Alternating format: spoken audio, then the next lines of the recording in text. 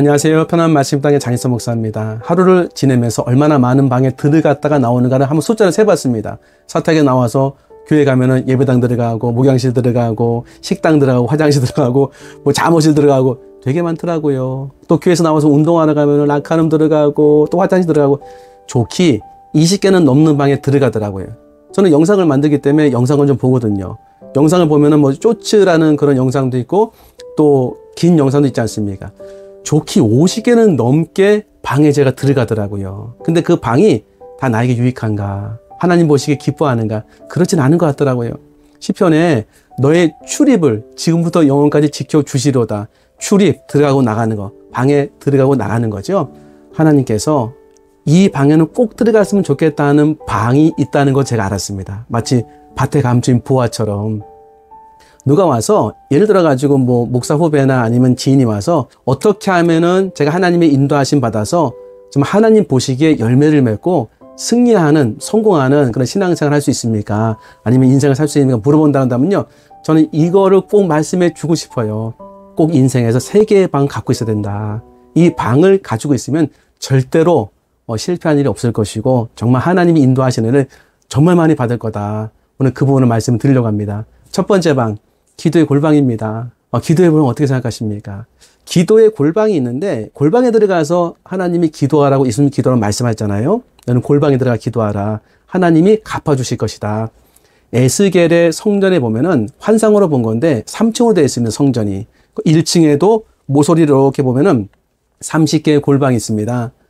도합 90개의 골방이 있는데 이 골방은 뭐 제사장이나 레위인들이 뭐 비품을 두거나 아니면 성전 기물이죠. 두고 그 대부분 기도하는 그런 골방으로 사용했더라고요. 그 골방을 말씀하신 것이 아닌가. 세상의 문을 닫고 하나님만을 바라보고 사람 신경 쓰지 말고 기도하라는 말씀이죠. 그런데 기도에 대한 이미지가 필요하더라고요. 기도의 이미지 어떻게 갖고 계십니까?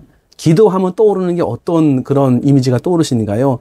뭐 기도하면은 힘들고 기도하면은 뭐 입을 열어서 그냥 통성으로 기도하는 거 다 좋습니다. 근데 저는 제가 알게 된 건 뭐냐면 기도는 힘을 얻는 시간이라는 것을 알았어요. 오래 걸렸습니다. 목사인 제가 이렇게 어리석다니까요. 주일 예배 끝난 다음에 힘들잖아요. 그러면은 소파에 누워서 뭐 차도 마시고 뭐 잠도 자고 텔레비전도 보고 하면서 이 피로를 풀지 않습니까? 뭐 이렇게 하는 게 뭐 나쁘다는 게 아니라 힘들 때 이렇게 푸는 방법밖에 몰랐던 거예요. 몸은 풀리겠죠? 마음은 안 풀립니다. 확실합니다. 그래서 제가 한 10년 정도 개척을 한 다음에 15년째 이렇게 10년, 11년, 12년 넘어갔는데 사람을 만나기가 힘든 거예요. 왜 그런 거 봤더니 제가 탈진했다는 사실을 모른 채로 탈진한 겁니다. 저도 깜짝 놀랐어요. 나중에 돌아보니까 아, 이때가 내가 탈진한 그런 시간이었었구나. 사람 만나기 싫은 거예요. 마치 모기가 여기 앉아 있는데 모기를 칠 힘이 없는 거예요. 힘이 다 빠져가지고. 그러니까 이 힘을 내려고 뭐 밥도 먹고 운동도 하고 막 그런데 그게 아니었어요. 힘을 얻는 방법과 길은 기도의 방에 들어가서 하나님께 엎드려 기도할 때 하나님 힘을 공급한다는 사실을 제가 너무 오랫동안 몰랐습니다. 제가 부교육자 때 담임 목사님 늘 그런 말씀하셨어요. 기도는 사역의 힘입니다. 모든 사역의 힘을 기도를 통해서 조달받습니다. 맞더라고요. 제가 이렇게 목회자를 보거나 아니면 평신도를 볼 때 저는 목회자니까요. 목회자에게 볼 때 열매를 맺고 하나님이 늘 은혜를 주시는 상록수와 같은 은혜를 갖고 푸르르게 목회하시는 분이 계세요. 그러면은 반드시 나타나는 게 있습니다. 기도의 골방이 있습니다. 아무리 바빠도 피곤할 때마다 기도의 골방에 들어가서 엎드려서 하나님으로부터 힘을 얻고 위로를 받으시는 게 그게 능력이더라고요. 이 부분을 제가 몰랐어요. 제가 적극적으로 추천드립니다. 힘들고 어려울 때 뭐 식사도 하시고 또 여러 가지 좀 마음 풀 수 있는 것도 하시지만 진짜 중요한 건 그런 게 아닙니다. 하나님을 통해서 힘을 얻어야 돼요. 그게 기도입니다. 그래서 기도에 대한 이미지는 딱 엎드려 기도하는 거예요. 목회자가 사역이 다 끝난 다음에 계속 누워서 쉬기만 하면요, 안 풀립니다. 하지만 목회자가 엎드려 기도하면은 사역이 끝난 다음에 힘이 빠지는데 힘이 들어오더라고요. 예수님이 겟세마네 동산에서 기도하셨죠? 십자가 바로 앞에 두고 가장 힘든 사역을 앞에 두고 기도하셨잖아요. 근데 제자들한테 뭐라고 말씀하셨냐면, 그러니까 기도하기 전에 너희가 유혹에 빠지지 않도록 기도하라. 유혹에 빠지지 않도록 기도하라. 근데 그들은 다 이제 그 잠을 주무셨죠. 그러다 보니까 다 시험에 들고 유혹에 빠졌죠. 끝나고 나가지고서 또 어떻게 말씀하셨냐면 자고 있는 거예요, 제자들이. 누가복음 22장 46절에 보면은 이르시되 어찌하여 자느냐 시험에 들지 않게 일어나 기도하라 하시니라. 그러니까 왜 내가 시험에 들었나를 확인해 보면요, 영락 없습니다. 기도가 안 됐던 거예요. 그래서 하나님이 인도하시고 은혜를 주신 사람은요, 두 개의 기도를 꼭 기억하고 있더라고요. 못하더라도. 첫 번째는 예수님처럼 큰 어려움 앞에서 기도하는 기도의 시간이 있었더라고요. 이거 되게 중요한 것 같아요. 기도하면 의외로 생각보다 많은 어려움이 지나가요. 그러니까 평화로 이렇게 지나가는 거, 어려움도. 나중에 보면 그걸 느낀다니까요. 근데 기도 없이 맞이하면 계속 어렵습니다. 그리고 나서 조금 더 하나님 앞에 은혜 받은 사람은 끝나고 나서도 기도하더라고요. 끝나고 나서 쉬는 게 아니라 끝나고 나서 기도를 통해서 힘을 공급받더라고요. 너무 중요한 겁니다. 기도는 하나님 어떻게 생각하실까요? 우리는 기도를, 이미지를 가질 때 기도는 힘을 얻는 것이다. 너무 좋은 이미지입니다. 가지셔야 돼요. 하나님이 기도를 이렇게 바라보신다고 성경이 말하고 있는데, 계시록 5장 8절. 그 두루마리를 취하심에 네 생물과 24장로들이 그 어린 양 앞에 엎드려 각각 검은과 향이 가득한 금대접을 가졌으니 이 향은 성도들의 기도들이라. 그러니까 금대접 위에 안에 향이 있는데 향이 이렇게 올라오지 않습니까? 냄새가 나고. 성도들의 기도랍니다. 부족한 기도, 모자란 기도도 저는 그렇게 믿습니다. 금대접에 받아가지고 하나님 앞에 상달된다는 거예요. 너무 감사한 말 아니겠습니까? 내가 가족을 놓고 기도하고 교회를 놓고 기도할 때 그걸 금대접에 받아가지고 받으신다는 거예요. 하나님 기도를 이렇게 귀하게 보십니다. 땅에 떨어지는 기도는 저는 없다고 생각합니다. 왜? 하나님이 세밀한 음성까지 들으시는 분이기 때문에, 내 심령의 중심까지 아시는 분이기 때문에. 그래서 기도에 대한 첫 번째 이미지, 기도의 골방에 들어가면 힘을 얻는다 생각하셔야 돼요. 두 번째, 어떻게 하면 인생을 좀 하나님의 인도함 받으면서 성공적으로 살아갈 수 있을까? 두 번째 방, 감사의 방입니다. 이 감사의 방에 들어가면요, 놀라운 일이 생겨요. 그게 뭐냐면 내 눈이 새로워집니다. 감사에 대한 많은 말씀이 있는데 특별히 마음에 와닿았던 말씀이 시편 50편 23절입니다. 감사로 제사를 드린 자가 나를 영화롭게 하나니 그의 행위를 옳게 하는 자에게 내가 하나님의 구원을 보이리라. 그러니까 감사의 제사는, 제사는 재물이 있어야 되지 않습니까? 재물이 감사라는 거예요. 감사를 재물 삼아가지고 하나님 앞에 제사를 드릴 때 이 제사가 하나님을 영화롭게 한다는 거예요. 그럼 제사의 그 내용은, 그 감사의 내용은 하나님께 영광을 돌리는 거죠. 그리고 이렇게 하는 것이 옳은 삶을 사는 거라고 하나님은 말씀하신다라고 저는 생각합니다. 그 사람에게 구원의 은혜를 보이시겠다는 거예요. 그래서 구원은 전인적 구원 아니겠습니까? 영혼 것뿐만 아니라. 실제로 이제 감사를 제가 이제 뭐 다 좋은 거 알지 않습니까? 하면은 어떤 일이 벌어지냐면 큰 감사가 생각이 안 나요. 큰 감사가. 그러면 큰 감사가 생각이 안 나면 어떻게 하면 좋으냐면 작은 감사를 하시면 됩니다. 저를 따라서 한번 같이 외쳐보세요. 큰 감사가 생각나지 않으면 작은 감사를 드려라. 맞습니다. 큰 감사가 없으면요, 작은 감사하는 겁니다. 다윗의 시편 136편은 감사로 시작해서 감사로 끝나거든요. 잘 읽어보시면 자연 만물에 대해서 감사해요. 그 다음에 자기 민족 구원한 것에 대해서 감사하고 나중에는 자신의 영혼에 대해서 감사합니다. 한번 읽어보세요. 이것처럼 하나님 앞에 감사하기 시작하면은 이 감사가 점점 나로 하여금 하나님과 나와의 친밀한 교제 안에서 하나님께 감사를 돌릴 수 있는 일들을 발견하게 하시더라고요. 감사하지 않습니까? 큰 감사가 없으면 작은 감사해라. 작은 감사는 뭐 어떤 감사겠습니까? 뭐 이런 것도 감사가 되겠죠. 하나님 호흡할 수 있도록 은혜 주시면 감사합니다. 오늘 제가 두 다리로 걸어서 예배 드릴 수 있는 감사함. 이거 다 생각할 수 있다니까요. 그런데 실제로 감사에 대해서 은혜가 확 이렇게 들어왔던 경험들이 있습니다. 그 감사는 사실 감사할 수 없는 환경이었어요. 감사할 수 없는 환경인데 예를 들어가지고 어떤 사람에 대해서 굉장히 마음이 불편한 거예요. 저에 대해서 좀 뭔가 이렇게 좀 인사인들 인사도 안 받고 뭐 운동하러 갔는데 그런 분들 가끔 계세요. 인사도 안 받고 퉁명스럽게 얘기하는데 되게 불편해. 여러분은 얼마나 불편하셨겠습니까? 교회에서 누가 인사를 했는데 인사를 안 받고 퉁명스럽게 얘기하면 엄청 불편하다고 얘기하잖아요. 근데 그걸 들었던 목사는 에이, 그럴 수 있습니다 하고 얘기하는데 직접 제가 경험해 보니까요, 그럴 수 있는 게 아니더라니까요. 내내 불편해, 내내 힘들고. 그분 이렇게 만나기 싫은 거예요. 근데 가만히 보니까 나에게 좀 기분 나쁘게 한 것은 내 자존심을 상하고 내 마음을 기분 나쁘게 했다는 나에 대해서 손해를 끼쳤다는 마음이 드니까 화가 나는 거예요. 그죠? 화가 나죠. 그래가지고 이런 상황에서 감사할 수 있을까 한번 생각을 해봤습니다. 또 오늘 또 어려운 분을 또 만나야 되는데 만나기 전에 또 불편한 마음도 있었어요. 근데 이런 상황에서 내가 감사 한번 해보자 하니까 그때 알게 된 게 뭐냐면 감사를 한번 해보자 하니까 생각이 살짝 밝아지는 거예요. 살짝 밝아지는. 그러면서 뭘 하게 되냐면 아, 내가 지금 원망의 사슬에 묶여 있구나. 원망의 방에 갇혀 있구나. 내가 어두움을 계속 보고 있구나. 어두움을 보고 계속 있으니까는 좋은 게 나올 수가 없구나. 아하. 감사는 내 영혼의 새로운 눈을 뜨게 하는 것이고 진짜 균형감을 가질 수 있게 하는 굉장히 중요한 삶의 도구구나. 하나님의 은혜의 그런 통로구나. 왜냐면요. 불평하고 원망하고 조금 전에 그랬잖아요. 불편한 사람이 있으니까. 그 사람에 대해서 계속 생각하는 거예요, 이게. 우리가 겉사람이 있으면 속사람도 있는데 겉사람도 입이 있으면 속사람도 입이 있더라니까요. 계속 얘기해요. 마음 속에서.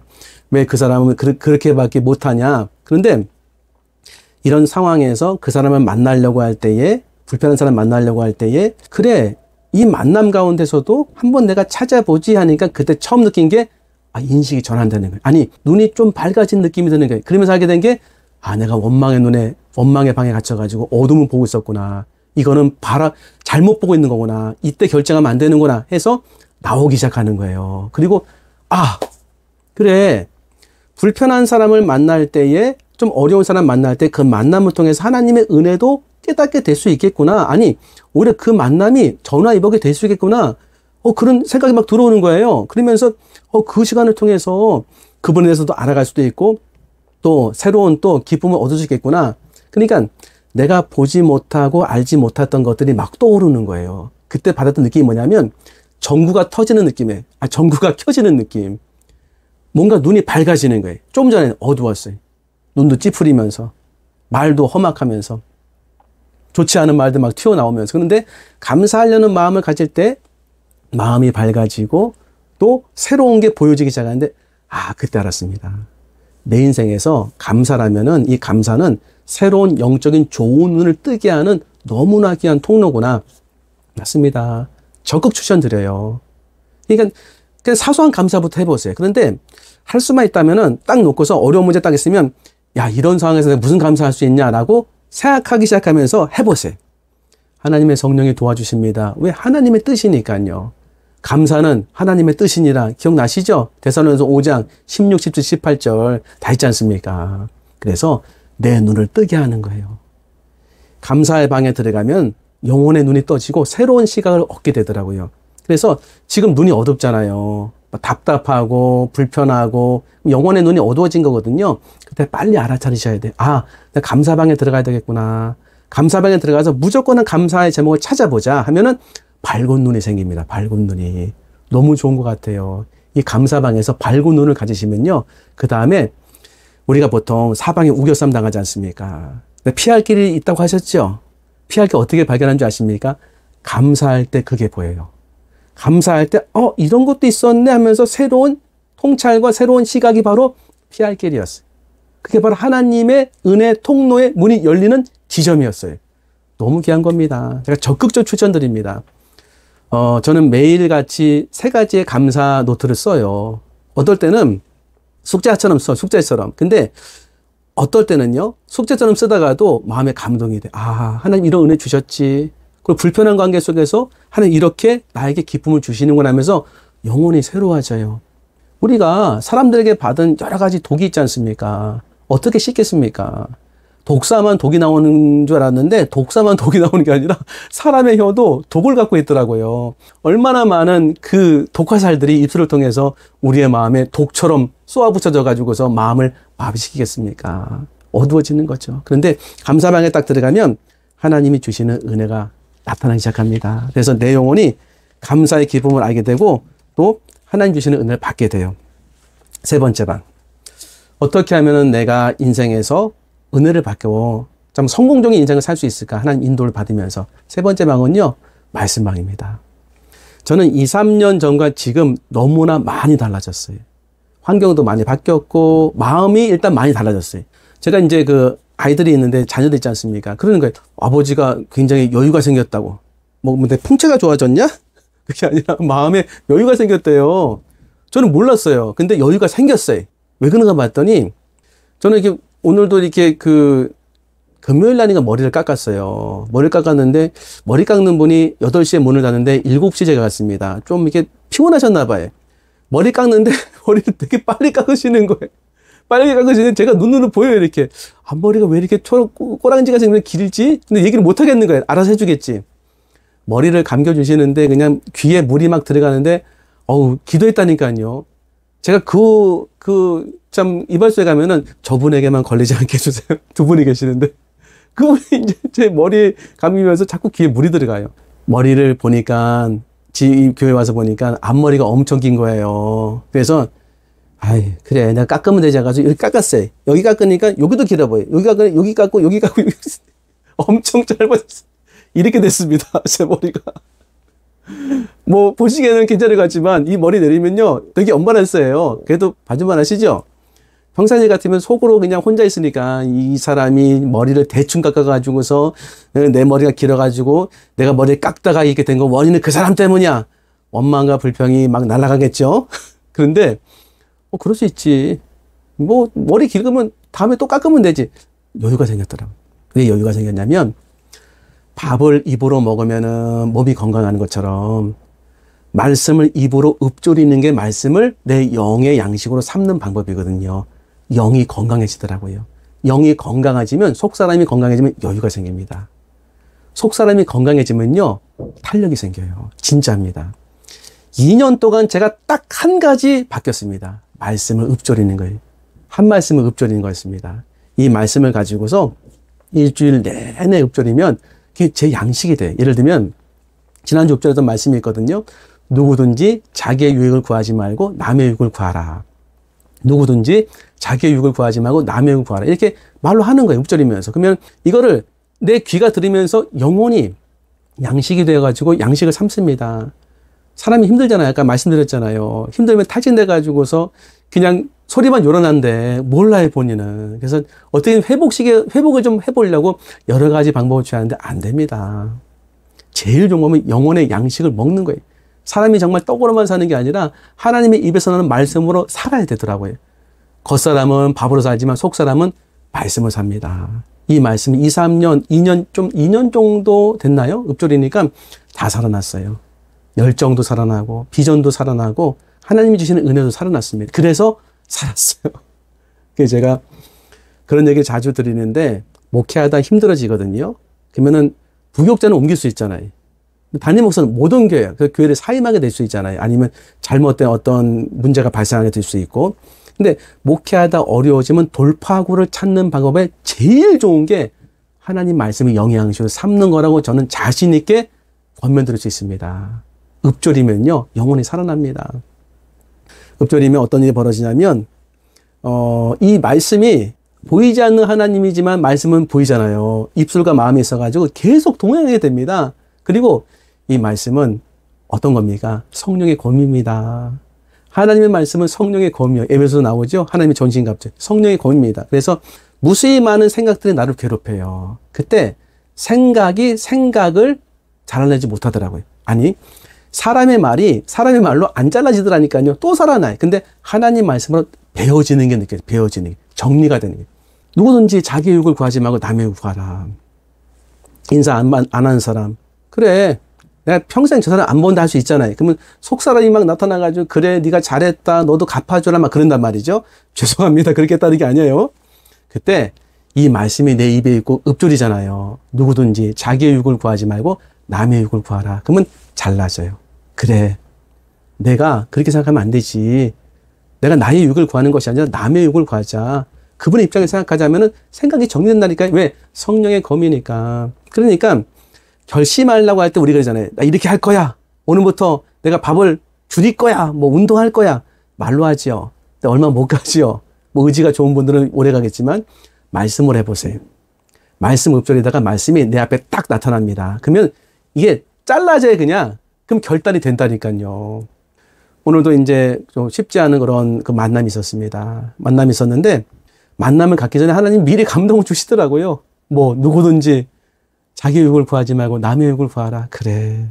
내가 나의 유익을 구하는 것이 아니라 남의 유익을 구하자.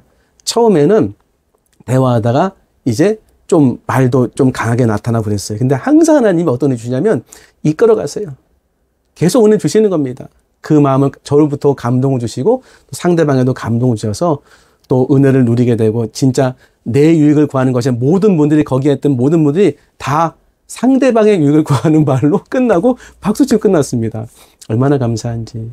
말씀이 승리의 삶을 이끌어 주더라고요.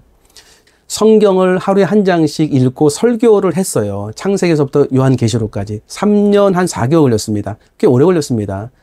저 같은 경우는 좀 부족하지만 뭐 토요일 주일도 이렇게 그 새벽 예배를 드려요.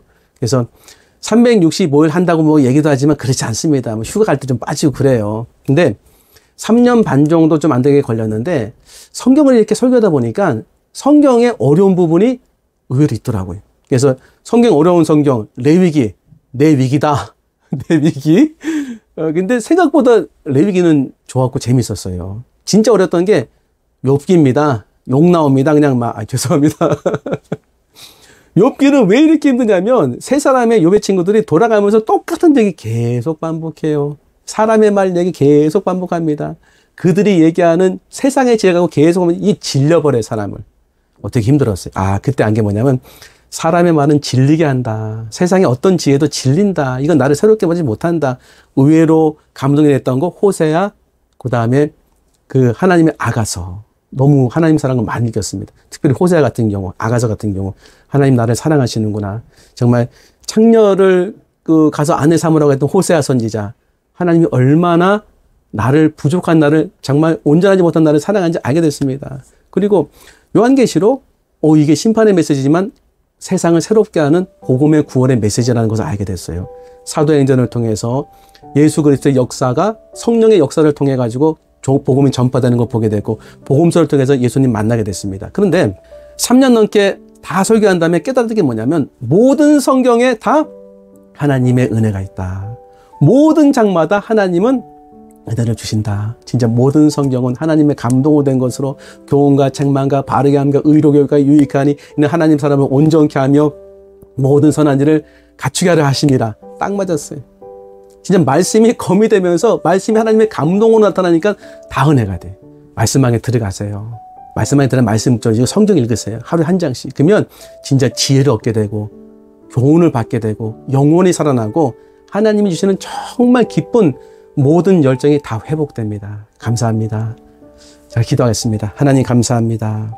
기도의 방에 들어가서 힘을 얻게 하시고 감사의 방에 들어가서 새로운 눈을 얻게 하시며 말씀의 방에 들어가서 영혼이 살아나는 은혜를 체험케 하여 주시옵소서. 감사하며 예수님 이름으로 기도합나이다. 아멘. 긴 영상 시청해주셔서 감사합니다. 다음번에 더 좋은 영상으로 인사 올리겠습니다. 구독도 부탁드리겠습니다. 감사합니다.